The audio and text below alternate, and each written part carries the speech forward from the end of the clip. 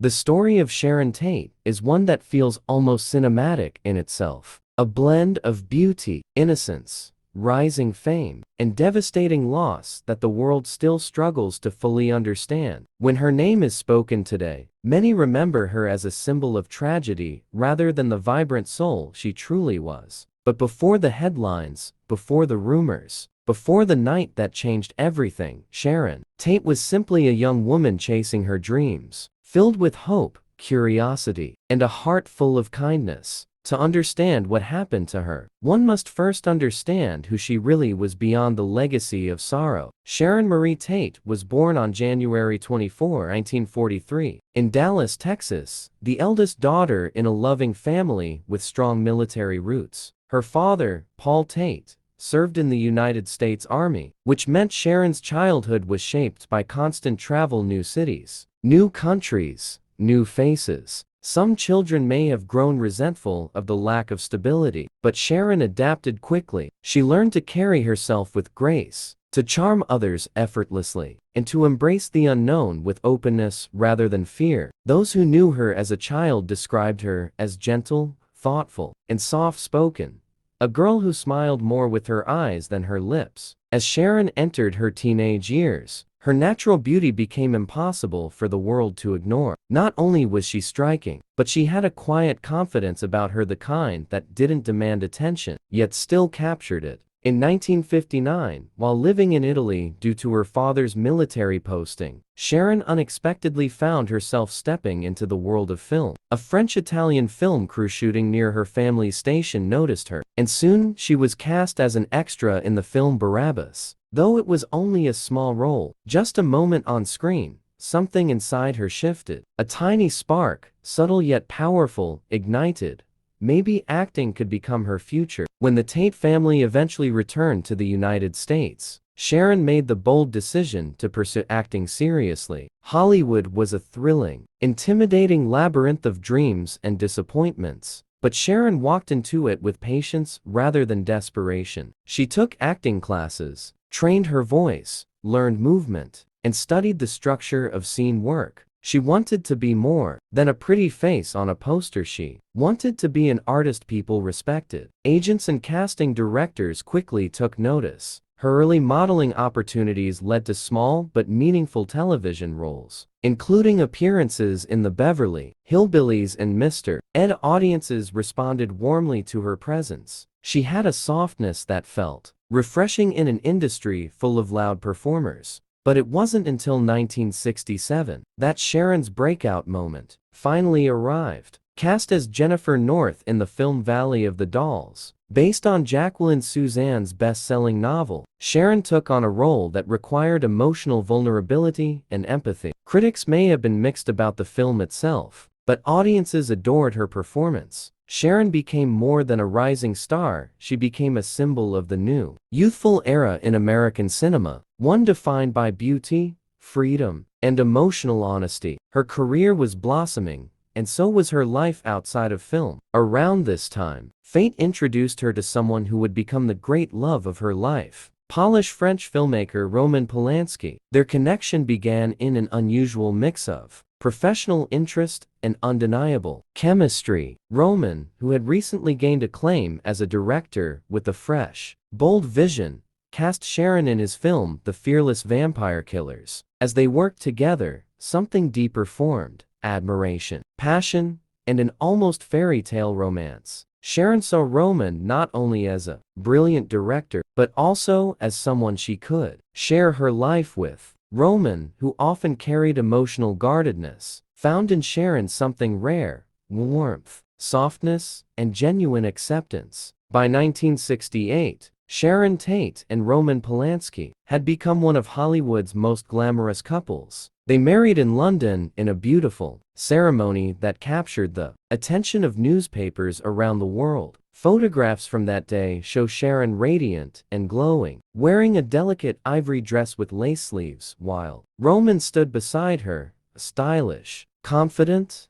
and deeply in love. Together, they represented creativity, youth, and a sense of limitless possibility. Their home in Los Angeles, located at 10,050 Cello Drive in the quiet hills of Benedict Canyon, became a sanctuary for artists, musicians, and filmmakers. It was a house filled with laughter, ideas, and dreams, a place where the future felt bright and safe. The couple hosted dinner parties, creative discussions, and gatherings with friends who believed they were all building something extraordinary together, a new wave of art, culture, and film. As 1969 began, Sharon's life reached a new chapter, one more precious than any film role. She discovered she was pregnant with her first child. Those close to her later shared that Sharon had never been happier. She embraced every moment of pregnancy with grace and wonder, imagining the life she was bringing into the world. She decorated the nursery with love and tenderness. She wrote letters to Roman when he was abroad working. She spoke openly about motherhood with a soft glow in her voice. She carried her child not only in her body,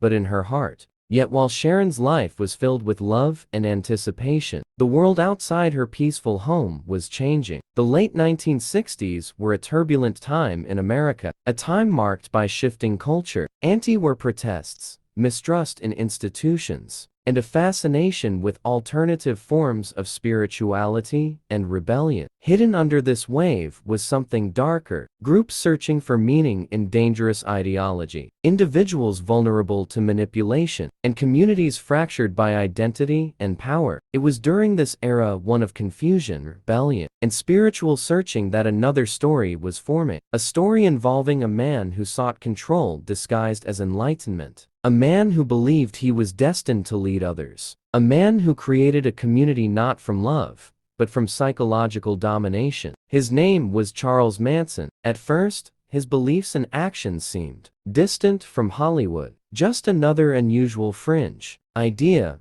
in a time filled with them. But slowly, invisibly, paths were beginning to move toward one another. Two worlds, one glowing with innocence and hope, the other, shadowed by obsession and instability, were on a collision course neither side could foresee. And as summer approached, as Sharon prepared to welcome her baby into the world, as Hollywood continued spinning its dreamlike glow, a sense of calm surrounded her, a feeling beautiful yet fragile that nothing bad could touch her. Because when someone is that loved, that full of life, that overwhelmingly hopeful, tragedy feels unthinkable. But sometimes, history is shaped not by what should happen, but by what no one imagines is possible. And soon, the world would wake to a headline that changed Hollywood forever. A headline that would transform Sharon Tate from rising star into one of the most tragic figures in American cultural memory. But before that night, before panic, before grief, before the world shattered, Sharon Tate was still living her best chapter. A chapter full of laughter, a chapter full of love, a chapter full of hope for the future. And that is where we leave her, standing at the height of her life, unaware that history was already turning its page.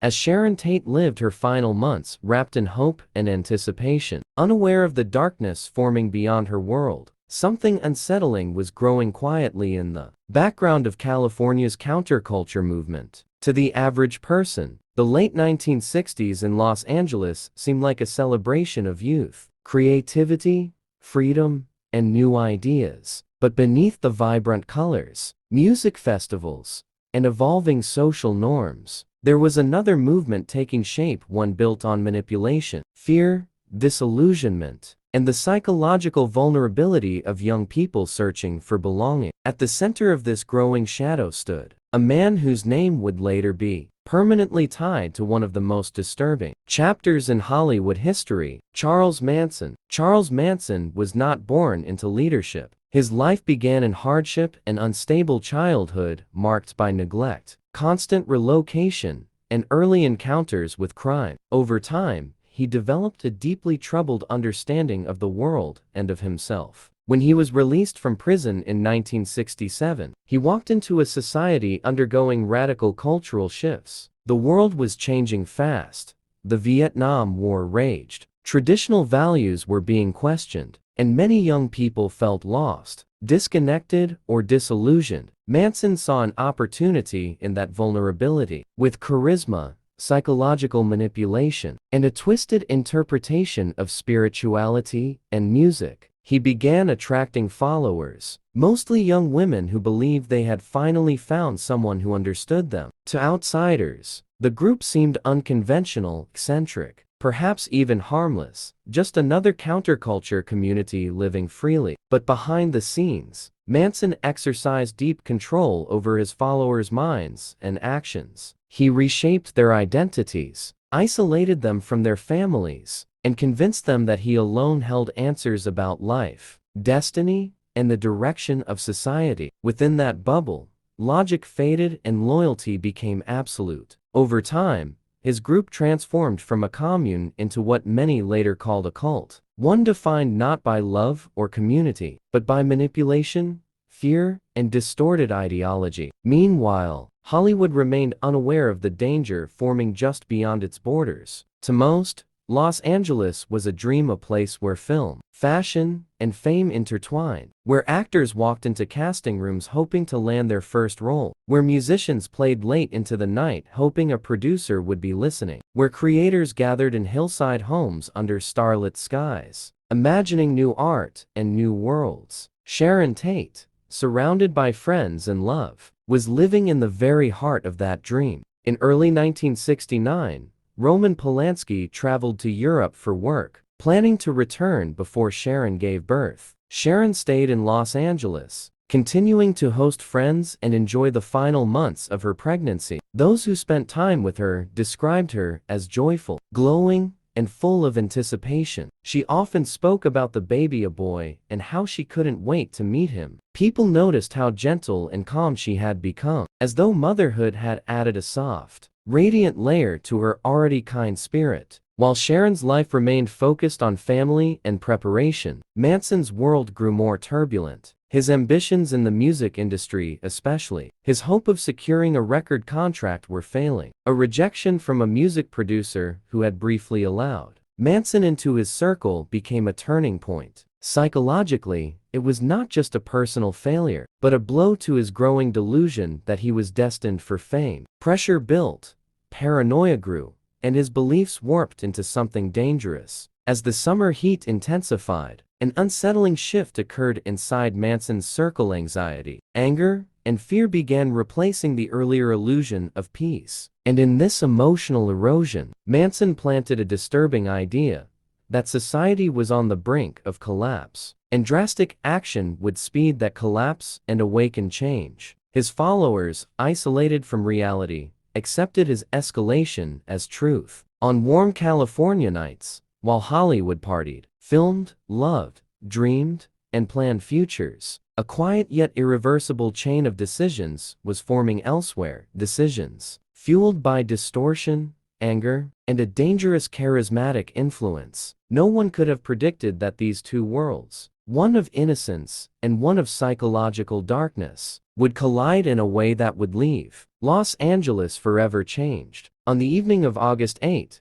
1969, the night that would later become infamous in history, Sharon Tate spent her time peacefully at home with close friends. The house at Cello Drive, once filled with laughter, light, and creative energy, felt calm, ordinary, and safe. Sharon, and a half months pregnant, moved slowly and carefully. Yet emotionally, she was vibrant. She chatted warmly, shared stories, and expressed excitement about Roman's eventual return. Her life, in that moment, felt full, complete, and grounded in love. No one inside the house could have known that. At the same time, a group of individuals, under Manson's control, were traveling through the quiet, winding roads of Benedict Canyon with instructions fueled by delusion and misdirected anger. The contrast between the two worlds, one peaceful, one corrupted, could not have been more stark. In the hours that followed, everything changed. Los Angeles, a city built on glamour and dreams, woke the next morning to a headline that left people speechless. The news spread rapidly, from television networks to newspapers to whispered conversations at breakfast tables and studio gates. Friends called one another in disbelief. Neighbors locked their doors for the first time. Actors began hiring private security. A chilling question echoed everywhere. How could something like this happen here? For decades, Los Angeles had been a place where imagination thrived, where movies portrayed danger, heartbreak, and dramatic tension, yet real life always felt separate,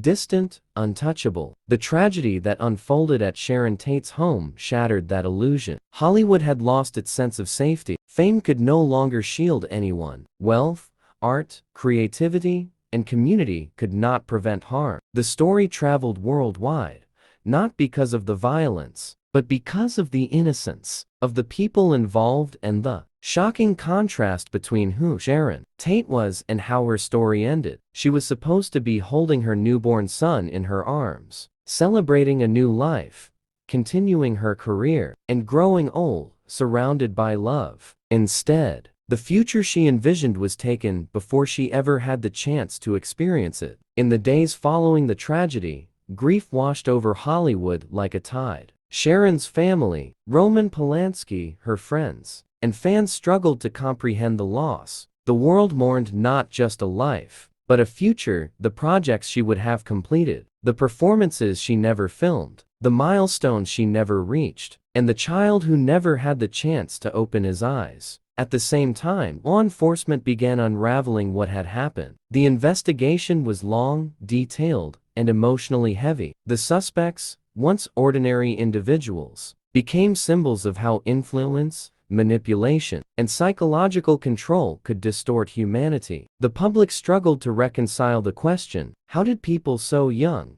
once full of potential, end up in the grip of such destructive ideology? As news of the arrests and motives emerged, the world reacted with disbelief, heartbreak, and anger, but also with a new understanding. Tragedy is not always caused by monsters hiding in shadows. Sometimes it is caused by ordinary people who lose themselves to fear, influence, manipulation, or misguided belief. As the legal process unfolded, Sharon's name remained central not because of what happened that night, but because of who she was in life. Interviews, stories, memories, and tributes flooded public conversation. Her friends described her warmth. Fellow actors praised her talent. Family members shared stories of her kindness. Roman Polanski, filled with heartbreak, held on to memories of their love, their dreams, and the life they planned but never received. With time, the tragedy evolved from breaking news into a cultural turning point. The event changed security systems,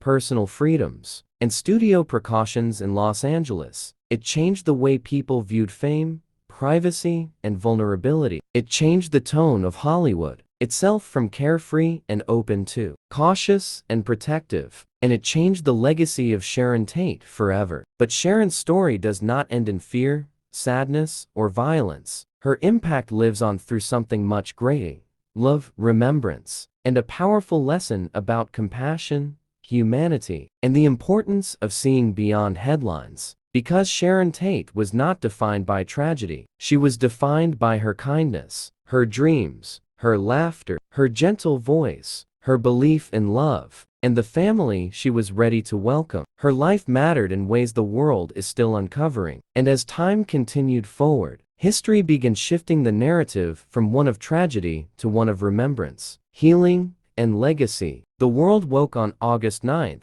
1969, unaware that history had shifted overnight. The sun rose over Los Angeles just like it always did, warming the hills, illuminating palm trees, and wrapping the city in golden light. But inside 10,050 Cello Drive, time had stopped. Sirens pierced the quiet morning air. Birds halted mid-song, and for a brief moment, Los Angeles became painfully, chillingly still. Neighbors leaned out of their homes, unsure of what happened, but sensing in their bones that something was terribly wrong. Hollywood, a place built on dreams, would never be the same after that day. When news began to circulate that Sharon Tate, 8 months pregnant, young, radiant, and beloved, was gone, people refused to believe it. Fans turned on radios, expecting confirmation that it was a misunderstanding, a misreported event, a cruel rumor. But it wasn't.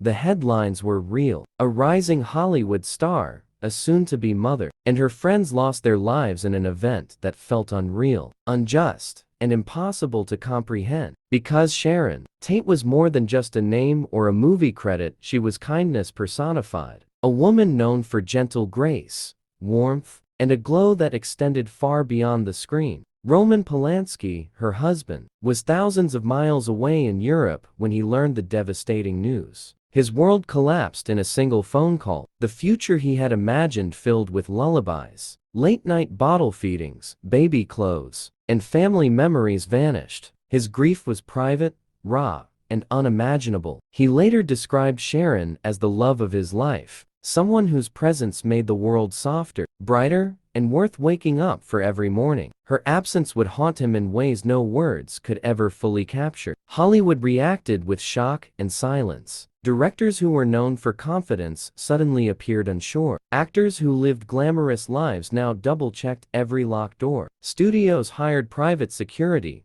guards pacing gates where flowers once grew freely. The dreamy openness of Beverly Hills shifted into quiet fear. The tragedy did not just take lives, it shattered trust. Because until then, Hollywood felt untouchable, protected, and separate from the harshness of the world. But now reality had broken through the illusion. The news spread internationally. Paris, London, Tokyo, and cities across the globe printed Sharon's photo on front pages. Her soft expression and warm smile stared back at millions of readers who wondered how something so heartbreaking could happen to someone so full of life. For many, her passing marked the symbolic end of the 1960s, a decade of peace, hope, music, and cultural awakening. The contrast between the ideals of love and what occurred felt unbearable. In the months that followed, investigators worked relentlessly to solve the case. Clues were gathered, suspects questioned, theories explored, but answers did not come immediately. Rumors filled the void, whispers of Hollywood secrets, strange visitors, or personal vendettas. People speculated, invented stories, and tried to make sense of something senseless. Fear bred imagination, and imagination bred conspiracy. Then, in a shocking turn, the truth emerged from an unexpected place. A county jail inmate overheard someone speak about the crime. That name, Charles Manson, would become infamous not because he was a powerful gang leader or a mastermind, but because of his frightening ability to manipulate, influence, and control vulnerable minds. His group, often referred to as the family, was made up of young people searching for belonging, identity, or meaning. Their actions were not just crimes. They were the result of influence gone horribly wrong. But even with the explanation, even with arrests, even with the trial that captivated and horrified the world,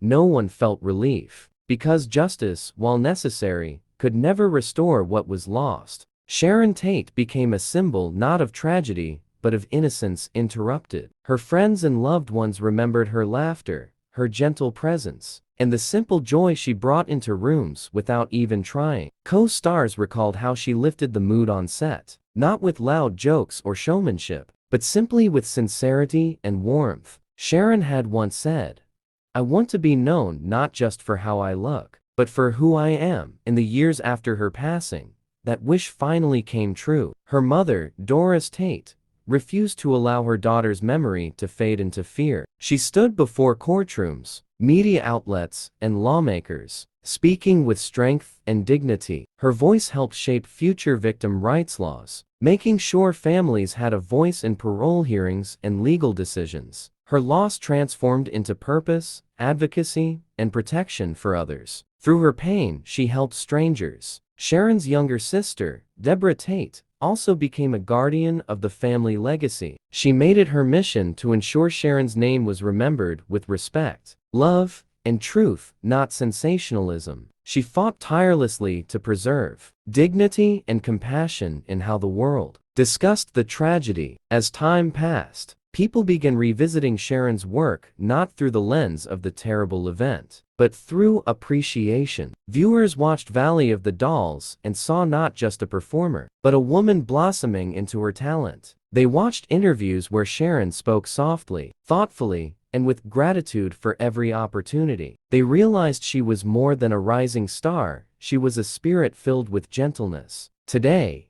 the story of Sharon Tate is still discussed not because of the tragedy, but because of the reminder it leaves behind. Fame does not protect people from harm, and no amount of success shields the human heart from vulnerability. Her life encourages empathy, her legacy inspires kindness, and her memory reminds people to cherish time, relationships, and love. Cello Drive no longer exists in its original form. The house was demolished years later, but the space where it once stood is still visited quietly by people who leave flowers, candles, or handwritten notes that say things like, "Thank you for your light. You are remembered. You deserved more." And in many ways, Sharon Tate's story continues to be not about darkness, but about radiance. Her beauty was real, but her kindness was greater. Her dreams were large, but her heart was larger. And though her life was heartbreakingly short, her impact continues decades later. As we close this story, one truth remains. Sharon Tate lived with grace, loved wholeheartedly, and left behind a legacy of compassion and advocacy that continues to shape hearts and conversations today. Her story reminds us that behind every Hollywood image, behind every glamorous photograph, there is a real human being with hopes, fears, and a heartbeat. Sharon Tate may no longer walk this earth, but she continues to live in memory, in advocacy, in film, and in the love of those who refuse to let her name be defined by one terrible moment. Her life, not her loss, is what the world now chooses to remember.